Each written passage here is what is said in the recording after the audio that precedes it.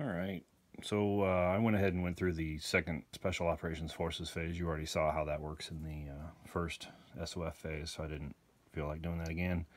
And then went into the strike phase. I already went through the cruise missile and ballistic missile strikes. You've seen that in other videos. So now the non-allied is allocating their airstrikes, and then the allies need to allocate any of their strikes. But the allies aren't going to do any. They only have 2 planes in the ready box. So they're going to save those for potential combat support. So non-allieds allocating, non-allied attempts detection. Well, don't need to do that. So allies resolve all lethal strikes, not doing that.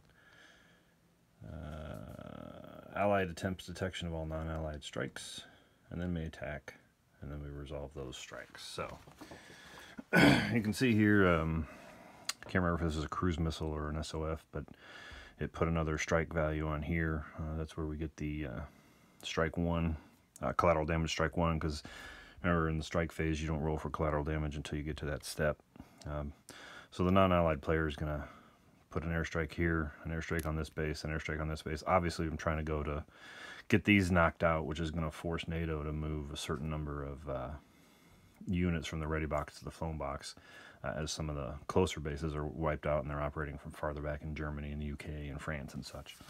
And then over here we're going to put 1 strike on the detection marker here, which also got knocked down 1 by the, I think they were Polish SOF, who unfortunately did not survive, so they're in the eliminated box up here. But hey, they did their job. So, all right, so the first thing we do is roll for detection. The allied detection value is 6. So we look on here, right? 6. And there's going to be a bunch of modifiers here. Let's see. So if we roll for the 1 on the defense track, it's always considered to be within a player's HQ, so that'll be a -1. And that's going to be it. AWACS advantage is 0, so it's going to be -1 on that. A 7 becomes a 6 on the 6, which is just a regular detection, so no interception. Where is that marker? So the supplement came with detection markers. You have, let me get this here. You have regular ADF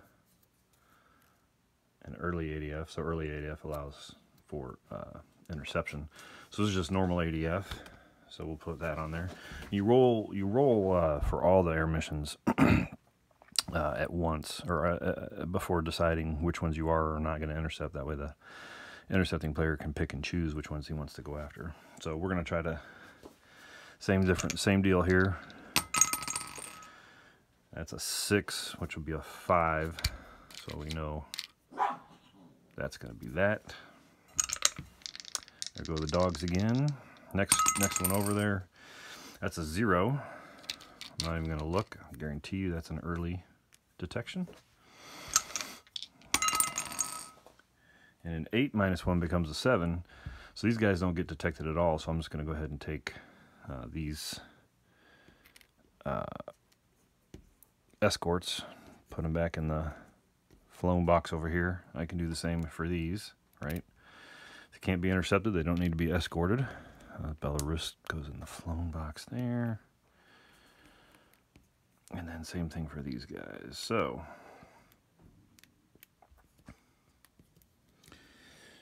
all right. So now we go to interception. The allied player, can't really see it. Can you see those? That's what they have left in there. So they have 3 planes for potential interception or escort missions. They're not going to fly any strikes. The non-allied player has put everything out of the air superiority box as escorts, so they're not going to need them later. So the question is, what does he want to go for? And I think he's just going to send a single. Well, this is pretty important. He needs to maintain at least 1 base.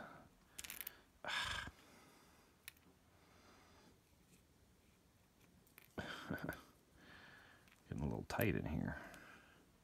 He needs to maintain at least 1 base over here, so we'll make a little room here. I'm going to go ahead and I'll keep the F-35 for later. We'll intercept. Well, no, he's got those long range guys. Dang it. Yeah. We'll send the Typhoon and the F-35, and we're going to go ahead and do that. All right, so then we go back to our air combat chart. Let's remember it here. And we do some air combat. So first thing is long range. Unfortunately, the MiG-31s don't get to fire because you can't use long range against an F-35.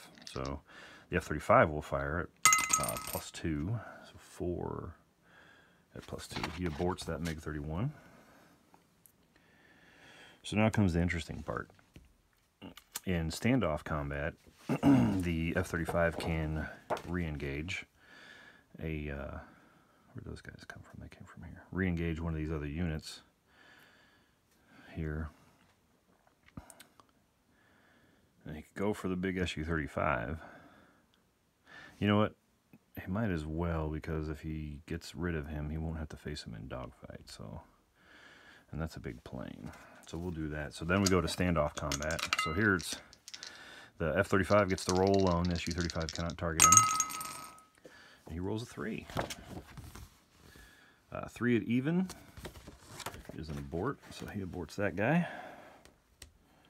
Oop, he aborted that guy. He goes down there. And then the Su-27 and the Typhoon fire simultaneously. And they both miss. So then we would go to dogfight. And I think the non-allied player is going to take discretion as the better part of valor, and just go back to the flown box. You don't want to risk losing the bomber. So the interceptors did their job. Put them in their appropriate flown boxes here. And so that strike is just absolutely done. Put that over here. So let's go to this one. So each unit is going to strike independently. But the first thing you do is SAM fire. There's going to be no AAA fire because they're both standoff capable. So SAMs are at 6. Let's see if I can get this in here. SAMs are at 6. Die roll modifiers, you get the -1 because it's in a holding box, so it's within the enemy HQ. No weather, so that's it. So it's going to be a -1 on the 6. And that is a 5 on the 6, which is a +1. So because you resolve each air unit individually, you don't really need to do anything to keep track of that. You can just remember it, or if you want to, you can use the DRM track on the CRT or some other method. But so it's a +1. There is no AAA because they have standoff. Put that up there. You can see the asterisk by the 4 there. That means they have standoff weapons. There's no AAA. And he's just going to roll on the, so we're going to cross-reference Rough Woods with the 4 to find our column. Let me show. Rough Woods, that's what all off holding boxes are. Strike value of 4. So this is our column. I need a 5 or less, but with +1, obviously it's going to be a 4 or less. And it is a 6, which is a miss. So he goes to the flown box. And then we roll SAMs on the next plane. It's a 7, which is going to miss entirely. So he's going to come in with his standoff 4. But he'll get his pilot rating of -1.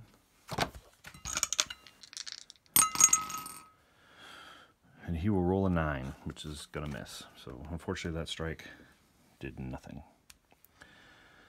These guys were not detected at all, so they're just going to roll in and fire and be gone. So we've got a 5 with a -1. He rolls a 5, so that's a 4. That's a strike 1, which is going to destroy this thing. Because it already had a strike 2 from a previous round, there is no collateral damage. So I'm just going to put the destroyed marker on there. These can both go home. They'll go to the flown box. We will move Air base is destroyed up by 1, and VP's this turn up by 2 for destroying an installation. Alright, and then finally down here, these guys were detected. So we're going to have Sam fire. Put these back over here. Let's see, we'll go in this way. So Sam's a 6 against the 5. Ooh, a 2. A 2 is an abort. So this bomber aborts. And then Sam's a 6 against the 4. Is a 4, which is a +1, so he'll come in. So here, though, air defense tracks, they're not wild weasels. He's a 4. At +1, I need a 0, 1, or a 2 to knock it down. And it's a 7. So they'll go back to the flow box. And that's it for airstrikes. So there was no collateral damage from those. So we'll just roll the 1 collateral damage here from the previous strike. I'm just going to roll them. Oof. So that's a 1. It's a strike 1 on an airbase. That is a allied player choice of air and an air mobile point killed. Their air mobile points have taken a beating. I can remove that. These markers came in the supplement as well, so that you could track collateral damage.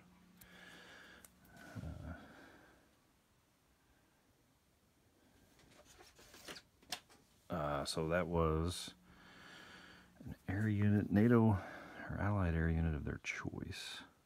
Can't remember if he was aborted or not. No, I think so. Oh yeah, he was. He was just whatever. Oh man, that's tough. I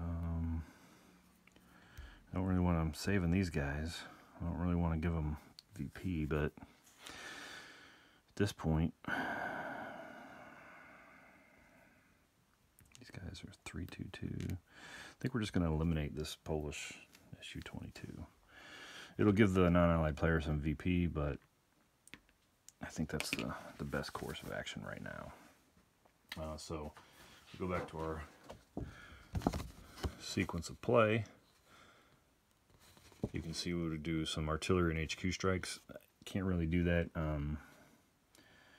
because nobody's in range or anything, so we're going to skip that. So we'll do an aerial mining mission. Obviously the non-allied player wants to do that, so he's going to put one over here. Push!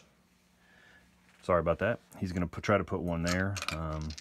He rolls for detection normally, or the allied player rolls for detection. He does detect it, so now he rolls for Sam's. And he gets a 1 result, which is going to kill that mine marker. So the mine marker, if it gets shot down, is gone, representing loss of mine-laying assets. So that's it for the strike phase. Next would be the supply phase, but there isn't one on game turn 1. So we'll go into the initiative, movement, and segment phase, and we'll do that next time. Thanks.